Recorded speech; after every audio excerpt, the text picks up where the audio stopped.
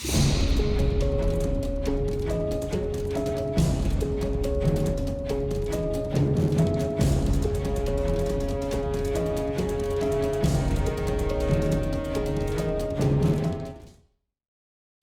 to another episode of Blue is the New White. I've got a special guest here with us today who I just had the pleasure of finally meeting, I think, for the second time.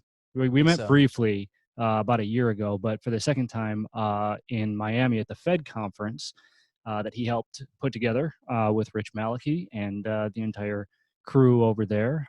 This is Angel Quiroz, Director of Marketing. yes, director of marketing. Director of marketing for Malachy Parts and Service, and obviously the Fed Group. So, Angel, pleasure to have you on the show. Why don't you go ahead Pleasure, and man. introduce yourself a little bit more thoroughly to the audience? Yeah, for sure.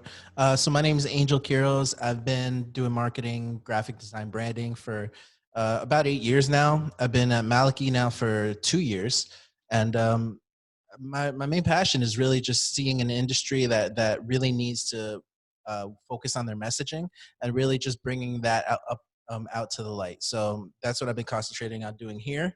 And so far, so good. I really like kind of the angle that we're taking. And I really like meeting people like you that are forward thinking and just ready to kind of change things. Awesome, man. Well, I appreciate that. I enjoy meeting people like you as well. Yeah. Um, and honestly, I mean, what you've been able to do since you've come into the industry is remarkable. I mean, I don't think there's anybody in the industry that hasn't seen your work.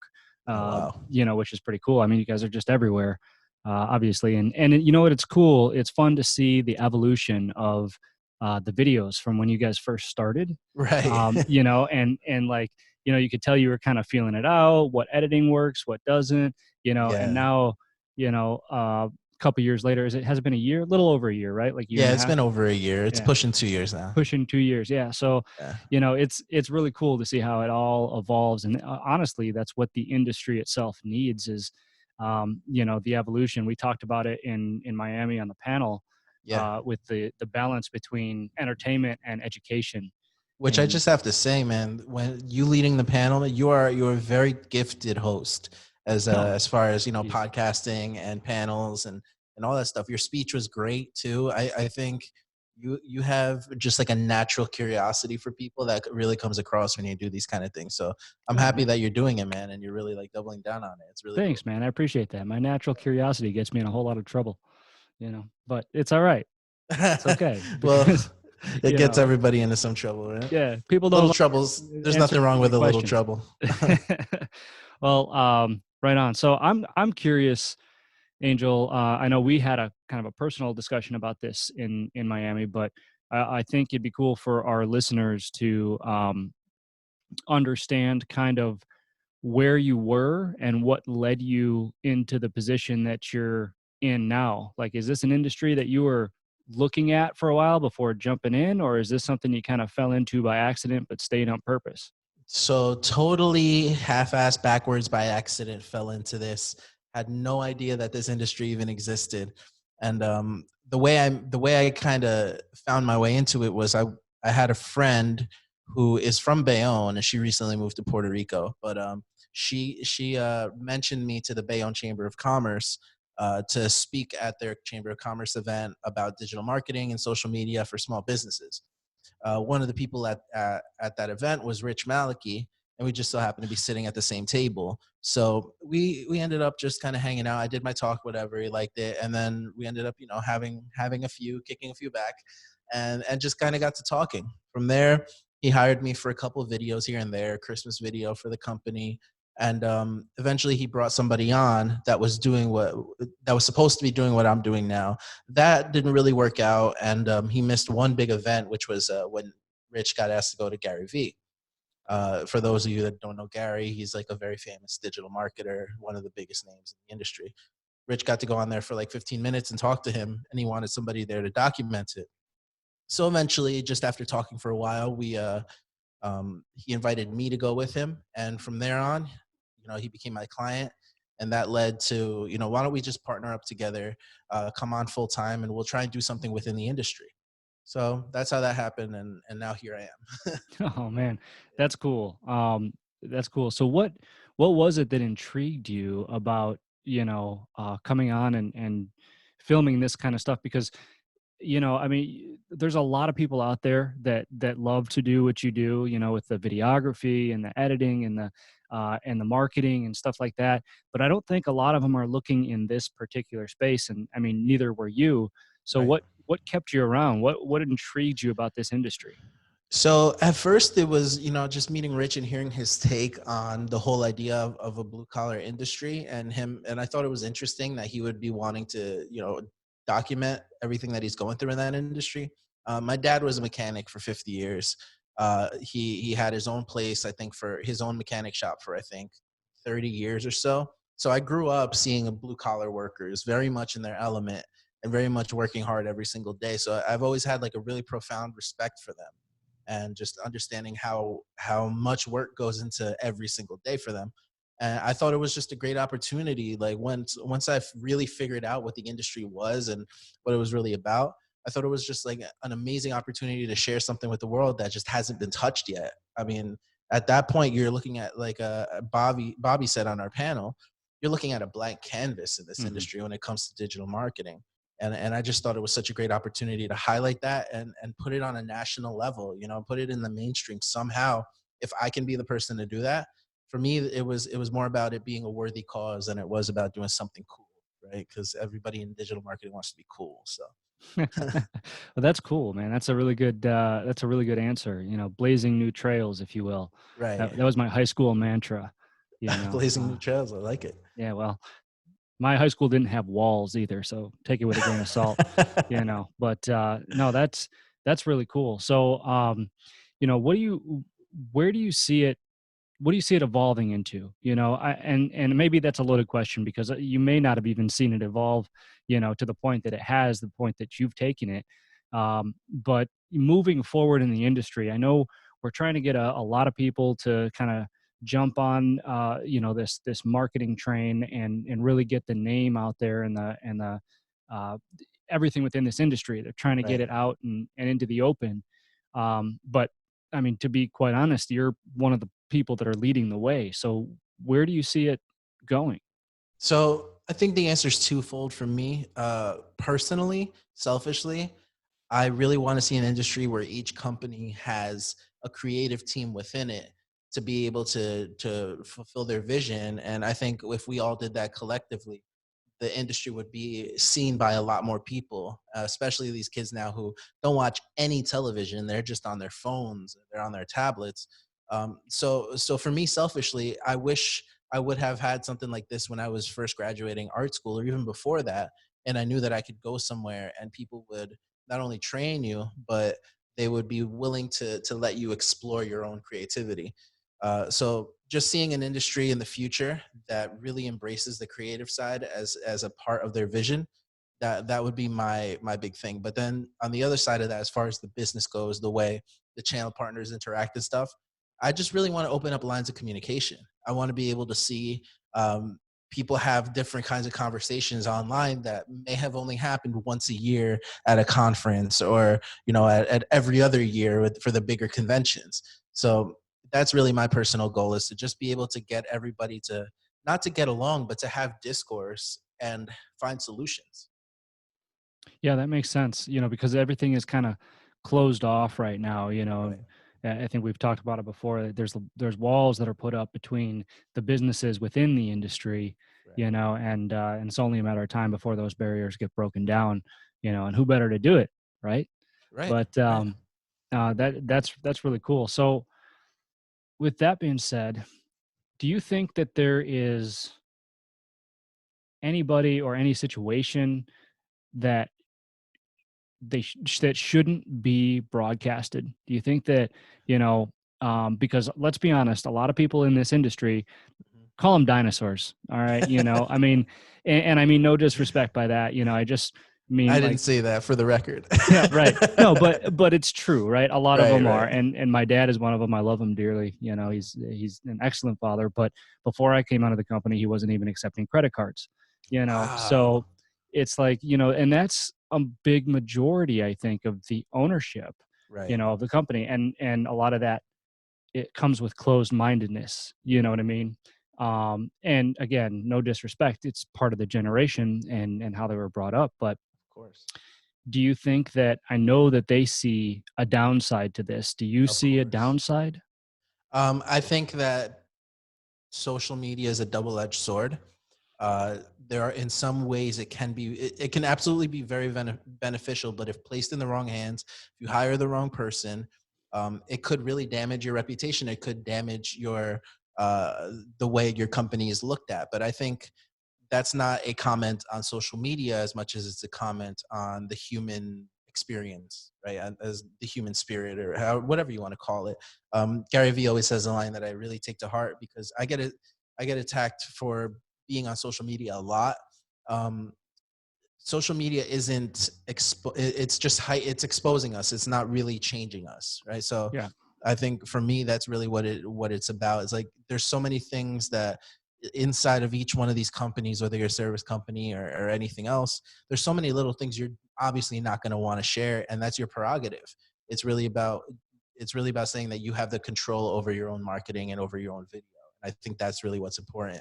The vetting process could be different for different companies. I have kind of free reign here, as long as I make the company look good.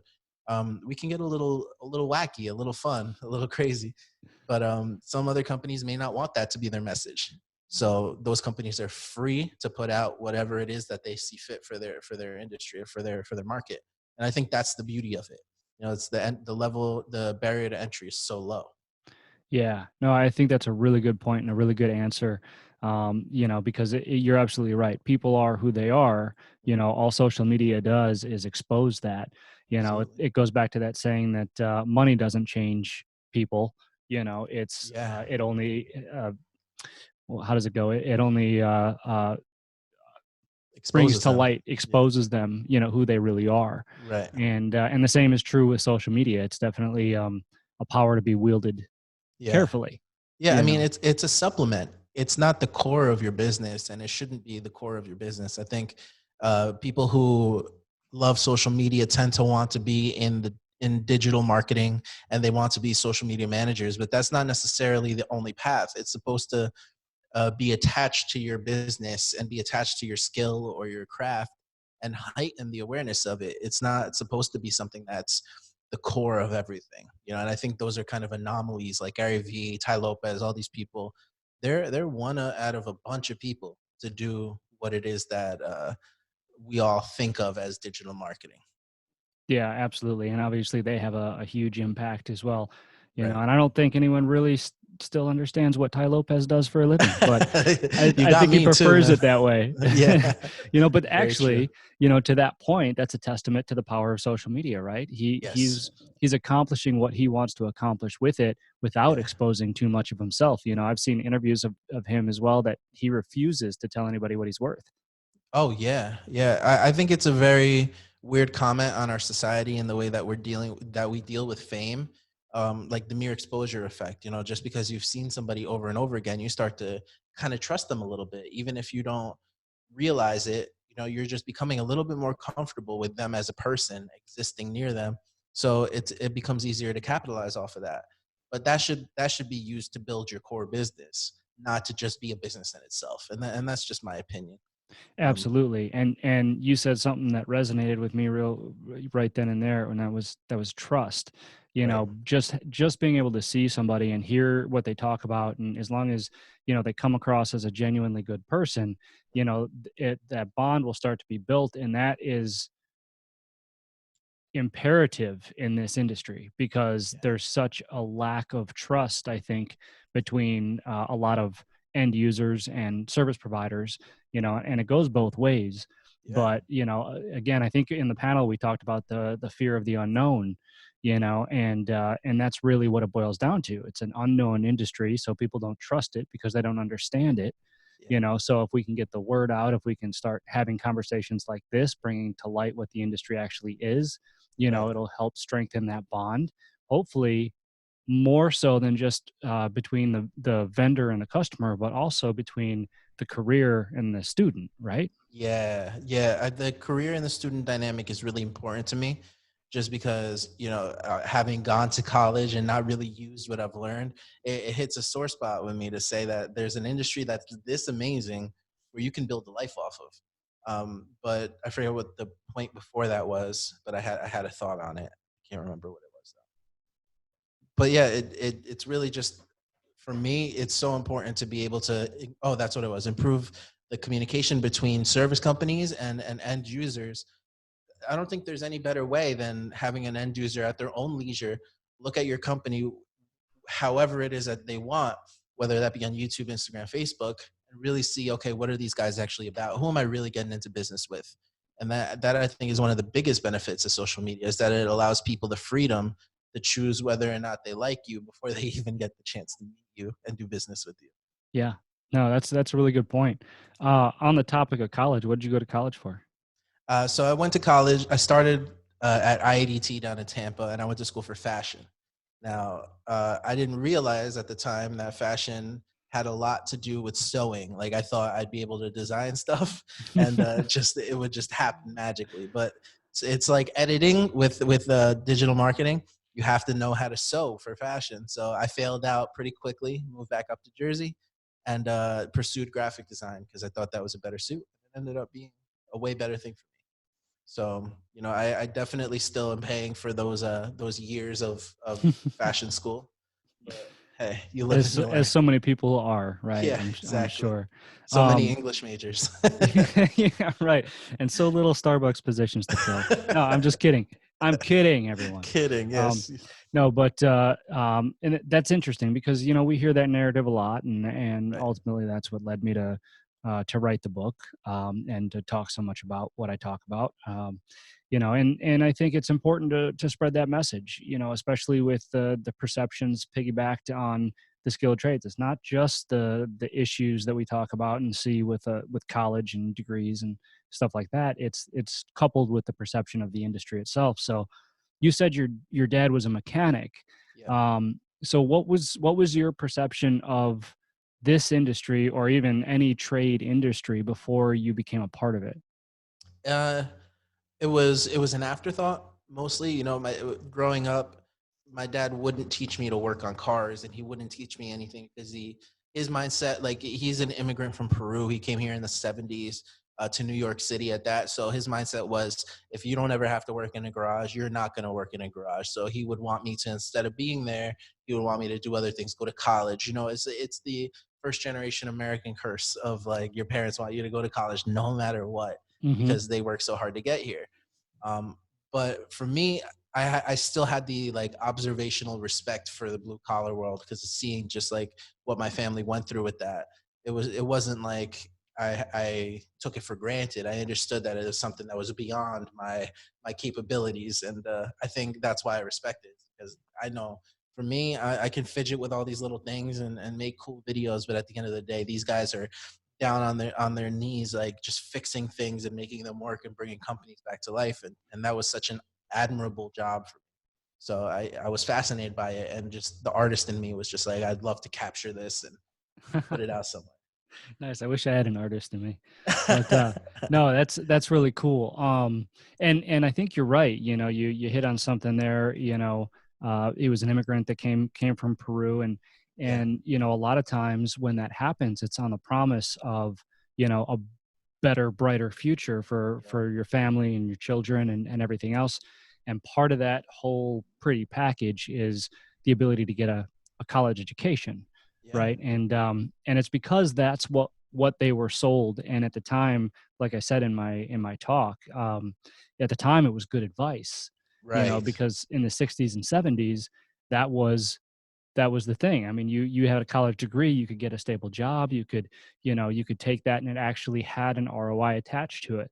Right. But it was pushed so much, right, that it just became, there was a surplus then of college graduates. Everybody had Exactly. a college degree, and I mean, enter today, where we have a 1.5 million dollar or trillion-dollar debt crisis, Yeah. and I think I account for half of that. yeah, it's interesting to me to get those types of perspectives because, you know when we all start raising our children, Yeah, I've got two daughters, and I don't know if you want kids one day or not, but Of course, I'm sure you have other, children in your life that probably look up to you in yeah. some aspect. My And little cousins, shout out Ian and Alyssa. there you go. There you go. And so it's nice to be able to know what you know now about the trades because Yeah, you're in them. I mean, you may not be turning the wrenches, but that's irrelevant because the trades are the trades and there's so many different trajectories. But now that you're in them, absolutely. you have this perspective. You can see it, not only through your own eyes and through your dad's eyes, right, but also everybody within the organization that you're filming on a daily basis you Right, know right. so you have these different perspectives to compare. And so when it comes time to give advice to your future kids, what would that advice be? Uh, I think, in all honesty, it would the first piece of advice would be to try everything that they possibly can. Anything that even remotely interests them, try it and rule it out. And once that happens, if you're still good with your hands, if you're still just thinking like, I just want to do something that I'm creating with my physical hands or I'm fixing, then pursue it. College isn't mandatory unless you're going to be something that really mandates that you go to college, a Mhm. doctor, a lawyer, something like that. Um, but I wouldn't push them to do anything but to really understand themselves and understand where their um, not only where their skills lie, but where opportunity is going to be in the future. Right, and how they define what success is. Exactly. That So makes sense. Fail forward, if you will. Try things. yeah, If you're not good at it or you don't like it or whatever it is, at least you'll have that experience under your belt. You can say, I did it, I moved on. There's nothing up here saying, well, what if? right. That was a big response that I got, when I started pushing the book, is that, I wish I would have had this book in high school. I wish somebody would have told me this, Yeah. and I didn't write the book so everybody could regret their their decisions. But Right. it made me realize how important it is to And it to just try also things. it shows how differently what we were taught was from what was actually going on in life. Like I love that part in your talk where you when you're talking about like the numbers and what how many people were getting degrees at different times and why it almost became useless to get a degree. Because I still remember like yesterday sitting in my high school counselor's office who had only met me one time. This is the first time they're meeting me. I was in public school for a year and it was my junior year, and she was like, you need to pick up your math grades or else you're not going to college and you're going to end up a janitor or in the trades and you're going to have to go to tech school. But she said it like it was insulting. I didn't think anything of it at the time, but looking back, I was like, they really don't understand that, they would probably be making more money than me. The people in the trades are probably making more money than my counselor. Yep. Yep. So it's just crazy to see that flip of perspective once you kind of hit adulthood and you start taking in the past and really assessing what's right and what's wrong, what's good and what's bad, and what was a lie. Yeah. And circling that back to what you do on a daily basis, what you physically do for the trades, you hold that perception in your hands. You know Yeah. what I mean? Which is awesome. I mean, there's not a whole lot of people in the industry that can say that and that can actually have the type of impact that you can, with the things that you show and the things that you discuss. So I think that it's really, really wild, Yeah. what that whole thing is developing into. Um, I'll tell you, I would have never imagined it. Like Rich and I, after you have like a big accomplishment, you just look around at the people who are involved in it and you're just like reflecting. As I would have never thought that the industry would be so supportive of something like this. I thought we were really going to have to pull teeth and just be climbing, going uphill, like an uphill battle to try and get this across. But people are just, they're so open to it. And that speaks volumes of the type of people that are in this field. yeah, timing is everything too. Yeah. It was the right time to do it. It was the right time to pull the trigger, and I mean, it was the right people. So it Yeah. was it all really worked out. So I'm curious about my what did I write down here? So you don't physically turn wrenches, but I Right. am curious about the lessons that you've learned by watching the people that do. Hmm. Um, the main thing is their ability to do anything it takes to get the job done. I did like a ride along with one of the guys he's not here anymore. I think he moved. But I had to be at here in Bayonne, and I live an hour away. I had to be here at 5 a.m. To get on the truck with him and just start riding around. And I remember thinking, these guys do this every day, and if they leave a location and the job isn't done, there's still something hanging over them. It's like, there's something missing from that. And I just remember taking that and just applying it to my daily projects and being like, this has to get done, because if it doesn't get done, I haven't done my job. And there's this amazing ability that these guys have that I've seen to just be able to focus on one thing and nothing else matters. It's just, you're in the moment. This has to get done. And by all means, find a solution for it. And that to me is such an admirable quality. Yeah, it is. And I think it translates to other aspects of life too, right? Yeah. Not just the jobs that they do on a daily basis, but just the general mindset that it creates in a functional, successful human being. Right. Not leaving anything unfinished. And that's I was taught that, thank goodness, at an early age. And that actually translated into me being a good tech.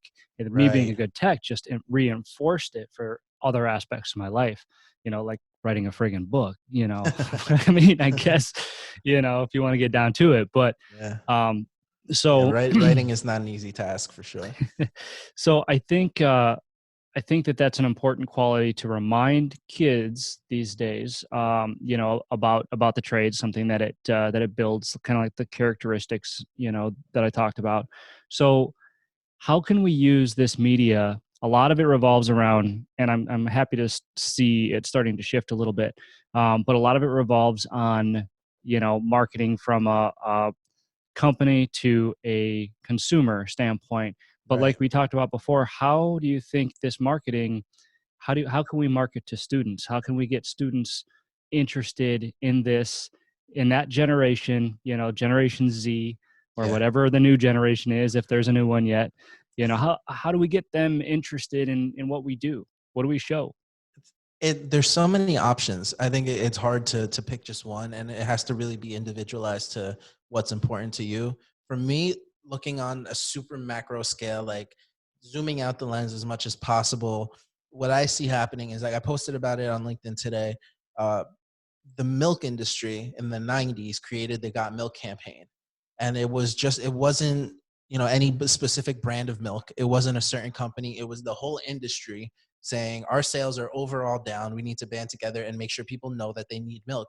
Now, sorry, Joaquin Phoenix. I don't know if that's offensive or not, but my point is that as an industry, they got together and thought of what was really important to them. And I think we should do the same. If we have a gap in these trades, and we have the resources as companies to come together and put out a national campaign, whether that be on Snapchat, TikTok, MTV, all the places where these young kids are. Why wouldn't we do it? Why wouldn't we change the perspective of blue collar workers, or like Rich calls them, gold collar? Um, and why wouldn't we go into those places? It's standard evangelism. Go where the attention is. Go where the attention is of the people that you want. And so I think that's on a bigger scale. For me personally, with Malachy and everything I'm doing here, I think it's going to be about putting out fun content. Really, that's really all that matters. Of course, when it comes to business relationships, we need we need educational content and stuff like that. But when it comes to these kids, we just need to show them that this job is cool, plain and simple. Yeah. Like, it's just got to look fun. We have to show cool places, cool buildings, rooftops. Like, where are these people doing all this work? We show them that it's not just the technicians down in the kitchens, but there's also corporate sides to this. There's also office jobs. There's also people that are traveling for sales. There's a lot of components to it, and we really have to illustrate that in as a creative way as possible. Yeah, no, that's a really good answer. Or we could come up with a campaign that says "Got trades." got Yeah, trades. got trades. Which we um, don't. We have no trades. yeah. Yeah. No, that's really cool. And I think moving forward, that's where a lot of my focus is going to be. Trying to make an impact on the students themselves. Oh, that's great. Yeah, and of So course, speaking at schools and stuff like that is always good. right, right, right. Yeah. Oh man, that's this is good stuff. I'm learning a lot more than my audience. I'm gonna keep this for me. Just don't put it out. Yeah, no, this is really cool. So, um, then I want to know, getting back to you personally, um, we talked about how everybody defines success differently. I Right. want to know what success is to you in your eyes. If you're laying on your deathbed, what would make you say, I lived a successful life? And how did this industry help with that? That's an amazing question, man.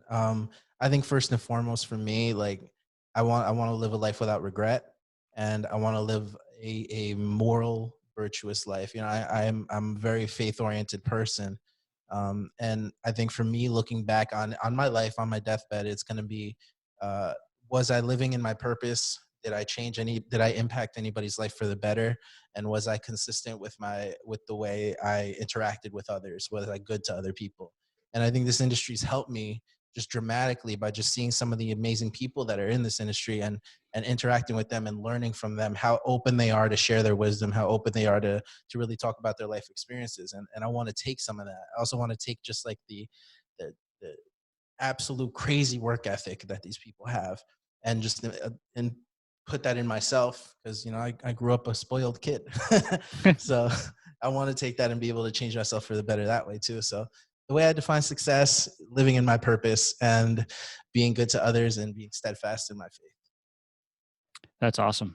I think that's a good stopping point. Leave people with an impact. For sure. No, I really appreciate uh, that answer, and obviously you being on the show. Why don't you tell everybody where they can find you? Cool. LinkedIn, Angel Quiroz, Quiroz. Instagram is Angel Media _, just like it sounds. And YouTube, Malachy TV. Awesome, Angel. Thank you so much for being on the show. Thank you I'm so sure this much, is going to man. be the first of many conversations that we have both on and off camera. So Absolutely. I'm very excited about that.